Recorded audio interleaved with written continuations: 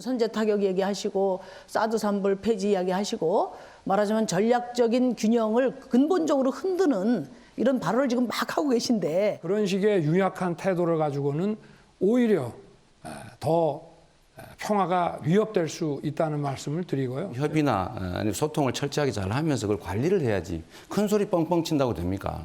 이런 거 가지고요. 그 안방 장비라고 합니다. 그들에게 도움을 준 것도 윤 후보님이죠. 저축은행 비리 수사 봐줬지 않습니까? 어디 엉뚱한 데다가 마치 이완용이 안중근에게 그 나라 팔아먹은 사람이라고 하는 얘기랑 똑같은 거지. 조은영한테 커피는 왜 사주셨어요? 그럼 왜 타주셨어요? 저는 그 사람 본 적이 없습니다. 아니, 참. 희한하네요. 갖다 붙이려고 10년 전 것까지. 국회의원 선거제도 자체를 바꿔야 됩니다. 그래서 거대 양당이 아니라 정말 다당제가 가능한 영업 정지 받은 그런 그 가게가 이름 바꿔서 다시 영업 재개하는 거 똑같아요. 비대위원장, 선대위원장 양당이 다 공이 같이 쓰고 뭐 이 자리에도 솔직히 저 빼고 다 메이드 민주당 아닙니까? 어떻게 지금 양당 단일화가 아직 열려 있습니까? 지금 이미 다 결렬됐다고 선언을 했죠. 이 자리에서 말씀드리긴 뭐하지만 뭐 저희도 노력하고 있습니다. 네, 여론 흐름 짚어보겠습니다. 배종찬 인사이트 K 소장, 김미연 RN서치 소장 자리에 함께하셨습니다. 어서 오십시오. 안녕하십니까? 문재인 대통령 지지율이요 소폭 상승을 했습니다. 네. 갤럽 조사를 보면은 20대에서 10%포인트 급등한 모습으로 나타났는데 지난주 어떤 현안에 영향을 미쳤을까요? 다른 현안보다도 이제 선거 얼마 남지 않았습니다. 네. 선거 국면이 가장 크게 대통령 지지율에 영향을 줘야 한다고 봐야 될 것 같고요. 대통령의 지지율은 특히 이제 여당 후보에게 큰 영향을 줄 수 있는 그런 요인이 되고 있는데 대통령의 이 지지층, 핵심 지지층들이 결집한 모습을 보이는데 20대의 변화가 있다. 20대 남자보다는 20대 여성으로 봐야 되겠죠. 그만큼 네. 문재인 대통령의 존재감이 선거 막판 영향을 주는 모습입니다. 이재명 후보와 윤석열 후보의 지지율은 또다시 이제 박빙으로 나왔는데 한 주 만에 이재명 후보의 지지율은 상승했고 윤석열 후보 지지율은 하락한 것으로 나왔습니다. 전체적으로 어떻게 보셨어요? 지난주에 나온 조사 결과를 보면 이제 양 후보의 격차가 뭐 오차 범위 내에 나온 걸로 발표가 됐고요. 일부 조사에서는 이제 이재명 후보가 이제 골든크로스 한 조사도 있는 걸로 발표가 됐습니다. 네. 저는 지난주 조사를 보면서 역시 이제 주말 조사에서는 이재명 후보가 좀 강세를 보이는 면이 좀 뚜렷하게 나타났고요. 주중 조사에서는 이제 윤석열 후보가 조금 강세를 보이는 걸로 나타났습니다. 그런 거를 봤을 때 역시 이제 지금 아직까지는 이제 이 국민들이 양강 후보를 선택하는 데 있어서 아직까지는 민심이 상당히 출렁이다고 보여지고 있는데요. 네. 저는 이 여론조사 결과를 보면서 한 가지 이제 국민들이 가질 수 있는 의문이 한 세 가지인 것 같아요. 첫 번째는 이 문재인 대통령의 지지율이 지속적으로 상승하는 국면을 보이고 있는데 정권 심판 여론이 이제 가반에 가깝거나 가반을 넘는 걸로 조사가 되고 있습니다. 그런데 이제 이재명 후보 지지율은 이제 40% 초반대로 나오고 나오는 거에 대해서 이제 좀 이해가 안 되는 부분이 딜레마가 있는 것 같고요. 또 다른 면을 생각해 본다면은 이제 이제 잘 못하고 있다는 부정평가가 가반이 넘고 그리고 이 정권 교체에 대한 여론이 50%가 넘음에도 불구하고 윤석열 후보 지지율도 40% 초반에 밀리고 있다는 사실입니다. 네. 그런 거를 감안해 봤을 때 아직까지는 부동층이 상당히 있다고 보여지고요. 네. 결국은 이제 세대별 투표율이 이제 관건으로 보여지고 제가 지난주에 말씀드린 것처럼 이제 중요한 거는 이제 여론조사가 아니라 바로 이제 3월 9일 날 투표율인데 과연 이제 세대별 얼마만큼 투표에 참여하느냐 그것이 이제 이번 선거의 관건이 아닌가 싶습니다. MBS와 갤럽 조사를 보면요. 20대, 30대 지지율 변화가 상당히 커 보입니다. 네. 갤럽 조사에서는 윤석열 후보가 이재명 후보에게 지지율을 역전당했는데요. 이준석 대표가 그동안 주창했던 이른바 세대 포이론 이게 잘 네. 먹히지 않는 건가요? 왜냐하면 여성이 있기 때문입니다. 네. 결국 이번 대선에서는 2대남, 3대남을 정조준해서 지지율을 단기간 내에 끌어올렸던 것이 이준석 매직, 이준석 마법, 이준석 대표의 효과였거든요. 그러면 20대, 30대 여성은 없냐 있는 것이죠. 네. 그러니까 결국 남성을 너무 결집하게 되면 여성들은 반발하기 마련이고 남성을 끌어서 확보했던 후보의 반대, 경쟁적 후보 쪽으로 갈 수밖에 없는 것입니다. 누누이 우리 시사스페셜을 통해서 강조해드렸던 부분은 이번 대선은 누가 M 여중이 결정합니다. MZ세대 여성 중도층. 더 좁혀보면 TV 토론까지 극명하게 영향을 받고 있는 30대, 40대, 50대 가정주부층 네. 여성입니다. 여성이 변하기 때문에 20대, 30대 여론도 변한 것으로 풀이됩니다. 네. 우상호 민주당 그 총괄선대본부장이 그런 얘기를 했어요. 이재명 후보가 30% 중반 박스권을 벗어나서 상승세를 탄 것이 의미가 있다 이런 얘기를 했는데 이 점은 어떻게 보세요? 그렇죠. 이제 박스권을 왜 탈피했을까? 네. 결국 단일화가 결렬되면서 선거 판세가 다시 변곡점을 맞이한 것이거든요. 단일화가 무너지면서 윤석열, 안철수 후보 간에 뭐 어떻게 될지는 모르겠습니다. 아직까지도 열려 있다고 이야기를 하고 있지만 그래서 박스권에 갇혀 있었던 이재명 후보에게도 중도층이 움직일 수밖에 없고 결국 박스권에 탈출하는 이런 상황이 초래되는 것은 어떤 유권자층이 움직이냐. 중간지대 스윙보트입니다. MZ세대 여성 중도층이 이제는 TV 토론을 보고서 누가 더 경제가 됐든 안보가 됐든 더 믿음직하다. 이걸 보면서 이제 막판 표심이 결정되기 시작한 것이 박스권 탈출의 원인이라고 봐야 되겠죠. 네. 김수현께서 보시기에요. 선거하면 항상 중도층 얘기를 하지 않습니까? 지금 이재명 후보, 윤석열 후보가 중도층에서 팽팽한 것으로 나오는데 어떤 표심의 변화가 있을까요? 저는 이제 지난주에 나온 조사 결과를 보면 가장 큰 변화를 보인 곳이 바로 이제 중도층 표심입니다. 네.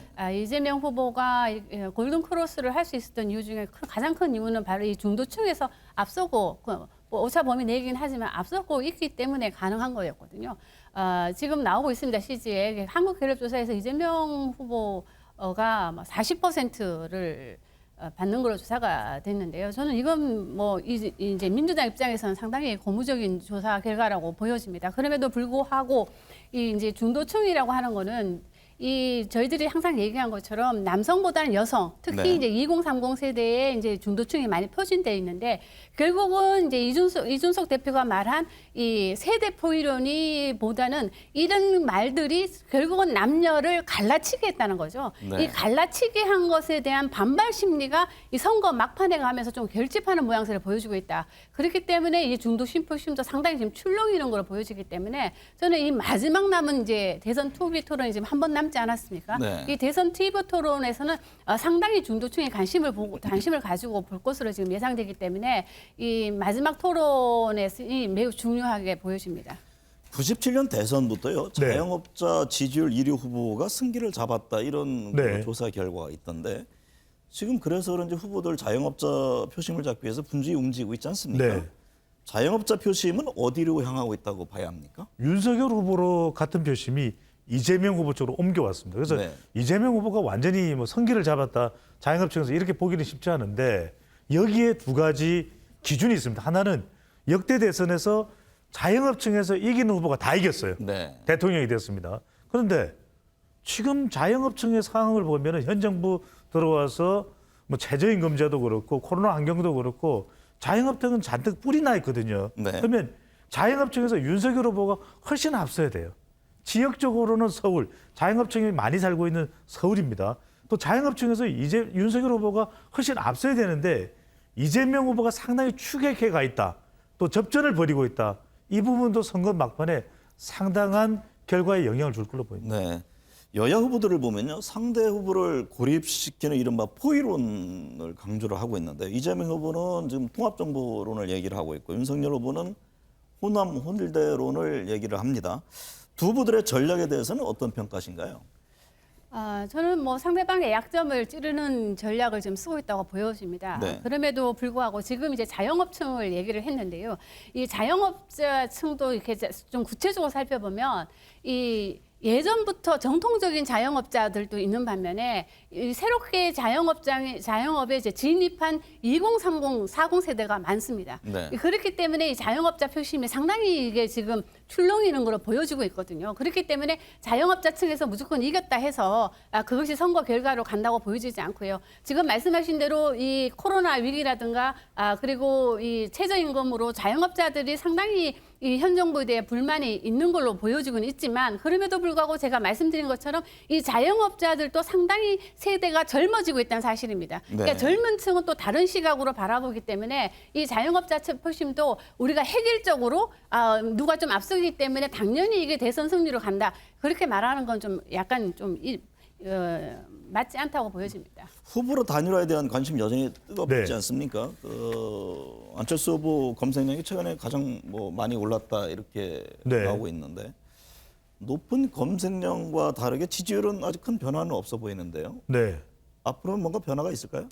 큰 변화는 없을 것 같아요. 네. 그래도 굉장히 중대한 의미를 주고 있습니다. 왜냐하면 단일화가 빅데이터나 네이버 랩상에서도 관심도가 가장 높다는 거, 검색량이 많다는 거, 그만큼 선거 구도에 큰 영향을 주는 게 단일화입니다. 그렇다면 단일화의 내용과 시기인데 그 내용은 단일화가 됐을 때 정권 교체의 경쟁력과 파괴력이 커집니다. 그래서 단일화 이야기를 하는 건데 시기도 가급적이면 적정 시기에 빠르면 빠를수록 나쁠 게 없는 것이거든요. 근데 부진해지고 계속해서 질질질 끌려가는 모습이 되다 보니까 안철수 후보한테도 도움이 안 되지만 더 중요한 것은 이걸로 에너지와 주목도를 높여야 되는 윤석열 후보에게는 이제는 부담이 되고 있습니다. 네. 안 후보의 지지율이 더 내려와서 그 지지율이 윤석열 후보 쪽으로 옮겨가지 않는다면 이건 막판 화력을 더 부각시키는 데는 상당한 부담과 애로가 될 수밖에 없는 것이거든요. 안철수 후보의 지지율이 크게 변화가 없더라도 끝까지 완주하면서 중도층, 20대 학생, PK 지지율을 가져가는 것이 상당히 중요할 수밖에 없다. 왜냐? 황교안 대표 때도 부산 지지율이 잘 안 나왔어요. 네. 그런데 지금 윤석열 후보도 부산 PK 지역이 상당히 좀 기대만큼은 나오지 않고 있다. 그것을 일정 수준 가로막고 있는 것이 안철수 후보의 지지율이라는 것이 중요한 것이죠. 오늘 민주당은 의원총회를 열어서 안철수 후보가 제기한 정치개혁에 화답하는 모양새입니다. 방금 이제 배 수장께서 말씀하셨듯이 그 점을 염두에 뒀는지 윤석열 후보는 지금 유세 일정을 전면 취소하고 오후 1시에 회견을 예정을 하고 있거든요. 결국 이제 단일화 문제, 안철수 후보를 둔 움직임으로 이해가 되는데 어떤 전망들이세요? 저는 윤석열 후보 측에서는 마지막까지 노력을 할 것으로 보여집니다. 네. 그럼에도 불구하고 지금 이 단일화를 위해서는 이제 안철수 후보의 마음이 열려야 되는데요. 지금 상태에서는 안철수 후보 측은 상당히 좀 자존심이 상한 것 같아요. 네. 그러니까 어떻게든지 자존심을 다시 좀 회복을 시켜줘야 되는데 그게 쉬워 보이지는 않아 보이고요. 이 단일화 관련해서 이제 안철수 후보가 만약에 빠지고 양자 대결, 소위 말해서 3자 대결로 이제 선거가 치러졌을 때 과연 누구에게 유리할 것인가? 이전 조사에서 보면은 이제 윤석열 후보가 유리한 것으로 나타났지만 지금 네. 시간이 갈수록 이 양 후보의 격차가 박빙으로 나오거든요. 이 단일 후보로 윤석열 후보가 됐을 경우나 아니면 안철수 후보가 됐을 경우에도 이 박빙 추세로 나오고 있다는 거는 이 단일화가 됐을 때는 역으로 이 범진보 진영의 또 지지층의 결집을 불러올 수 있기 때문에 저는 이 단일화는 상당히 윤석열 후보에는 뜨거운 감자다. 할 수도 없고 너무 뜨거운 감자이기 때문에 저는 끝까지는 끌고 가겠지만 그렇게 쉬워 보이지는 않습니다. 사실상 이 효과는 네. 단일화 효과는 거의 사라졌다고 봐요. 단일화가 중요한 이유는 설령 하더라도 그러니까요. 효과는 크지 않을 것이다. 이런 진단인가요? 단일화가 중요한 이유는 바로 주파수 때문입니다. 네. 주목도가 높죠. 파급성도 크죠. 국민들이 볼 때 중도층도 수용성이 높은 것. 이른바 주파수가 가능한 것이 단일화거든요. 이게 선거 때만 피면 꽃이 해당하나 들국화가 아니라 단일화입니다. 네. 그러면 중요한 것은 명분 싸움을 하게 해야 되거든요. 선거 이 때 정권- 피는 꽃이 단일화. 그렇습니다. 정권 교체를 위해서 누가 더 명분이 있느냐, 윤석열이냐, 안철수냐, 윤석열 후보냐, 안철수냐. 근데 이게 감정 싸움이 됐습니다. 이준석 대표가 계속해서 가당치 않다, 손오공의 손바닥 사진까지 올리니까 이제는 안철수 후보 지지층들은 단일화가 돼도 윤석열 후보 쪽으로 가기가 힘들어진 것입니다. 네. 그러니까 이게 명분 싸움이 돼야 되는데 감정 싸움이 되면서 이준석 대표 대 안철수 후보 간의 감정 싸움이 되면서 사실상 단일화의 시너지 효과는 이미 물 건너 갔다라고 봐야 되겠죠. 코로나 확진자가 지금 많이 높아졌지 않습니까? 역대 최다를 기록하기도 했는데 이 코로나 확산세가요 대선에 미칠 영향은 어떻게 보세요? 결국 이제 투표율 영향 이런 점 등을 봐야 할 텐데요. 그러나 이번 선거는 이제 국민들의 관심도가 높기 때문에 저는 투표율은 코로나 확진세에도 불구하고 투표율은 상당히 좀 높을 걸로 예상이 되고 있습니다. 네. 그리고 지금 코로나 확진자 수가 세계 1위니 2위니 이런 얘기가 나오고 있지만 한국만의 문제가 아니라 전체적인 문제이기 때문에 저는 코로나 확진 이 숫자 때문에 이것이 어떻게 보면은 이재명 후보에게 조금 불리한 면도 있어 보입니다. 그러나 지금 오늘 지난주에 나온 여론조사 결과를 보면 문재인 대통령 국정 지지율이 급속도로 지금 상승한 모양새를 보여줬기 때문에 어쩌면 이 코로나 확진 이 추세는 그다지 이제 영향을 미칠 변수는 되지 않은 걸로 보여집니다. 코로나 확진자가 영향을 미치는 게 있습니다. 왜냐하면은 역대 대선 투표율과 사전 투표를 비교해 보면 어느 특정 정당이나 이념 세력이 유리하지가 않아요. 분석을 해봤더니. 근데 뭐가 중요하냐? 지금 보수 쪽에서 나오고 있는 사전 투표는 조작될 수 있다. 본선거에 투표했는데 이건 상당한 영향을 줄 수가 있습니다. 왜냐하면 코로나 확진 상황이기 때문에 사전 투표 때 최대한 많이 해야 돼요. 그렇지 않으면 투표일을 3일 가져가는 것과 본선거일 하루밖에 못하는 건 전혀 다릅니다. 며칠 사이에 확진자 숫자가 상당히 늘어날 수도 있거든요. 지금 30만 이상 이야기합니다. 그렇다면 사전 투표가 부정선거다, 조작이 됐다 이런 걸 다 떨쳐버려야 됩니다. 무조건 투표할 수 있는 시간에 최대한 빨리 투표하는 것이 중요한데 자칫 보수 정당의 잘못된 이런 인식이 전달된다면 상당히 이것이 영향을 줄 수가 있습니다. 이번 주 관심사는요. 그동안 오랫동안 박빙구도라는 얘기를 많이 하지 않았습니까? 지금 양강구도의 어떤 박빙, 그 흐름 자체가 좀 판세 변화가 될 것인지 박빙구도가 깨질 개연성은 어떻게 보세요? 지금 이제 이번 주에 나올 여론조사 결과에서 박빙 구도가 깨지기는 힘들어 보입니다. 여론조사 상에서는 박빙 구도가 깨지기는 힘들어 보이고요. 이 박빙 구도로 계속 여론조사가 나올 것인데 저는 이제 대통령 이제 선택 기준으로 보면요, 이 능력이나 경험이 더 중요하다는 응답이 상대적으로 매우 높게 나타나고 있습니다. 그럼에도 불구하고 이 능력 면에는 이제 이재명 후보가 앞서는 걸로 조사가 되고 있지만 도덕성에서는 또 그렇지가 않거든요. 그러니까 그런 거를 감안해 봤을 때 결국은 이 국민들은 모두 이제 미래로 나아갈 준비가 되어 있는데 우리가 뽑아야 할 지도자들은 이 미래로 나갈 준비가 지금 안 돼 있는 것 같이 보여지기 때문에 저는 이번 이 선거가 누가 되든 간에 국민 통합 그리고 미래로 나갈 대통령으로서의 어떤 기본적인 자질은 지금부터 좀 갖춰야 되지 않을까 이런 생각을 좀 해봅니다. 네, 배 소장님은요? 뭐 다른 변수는 없습니다. 중요한 건 이제 남아있는 TV 토론이 한 번 있는데 저는 무엇보다도 선택과 집중입니다. 아직까지도 표심을 결정하지 않은 30대, 40대, 50대 여성, 가정주부터는 뭘 원할까요? 국가의 안정, 그리고 기회에 또 충분한 기회, 또 전쟁이 없는 평화 이런 부분들을 원할 수밖에 없는 것이거든요. 바로 이들이 원하는 것을 마지막까지 TV 토론에서 전달해주는 후보 선택과 집중이 그 어느 때보다도 중요해 보입니다. 정권 교체 구도에서 인물론의 구도로 지금 바뀌었다고 보십니까? 바뀌었습니다. 지금 중요한 것은 정치 교체냐 정권 교체냐 더군다나 5년 동안에 지금 국제 정치 상황은 경제 상황이 어려운 상황 속에서 얼마나 믿음직하게 국가를 이끌고 나갈 수 있는 후보 쪽에 더 무게가 실리고 있거든요. 어느 후보가 그런 믿음을 줄 수 있느냐, 어느 후보가 국민들에게 더 많은 기회와 안정이 있다는 것을 신뢰를 줄 수 있느냐, 이 부분이 핵심이라고 봐야 되겠죠.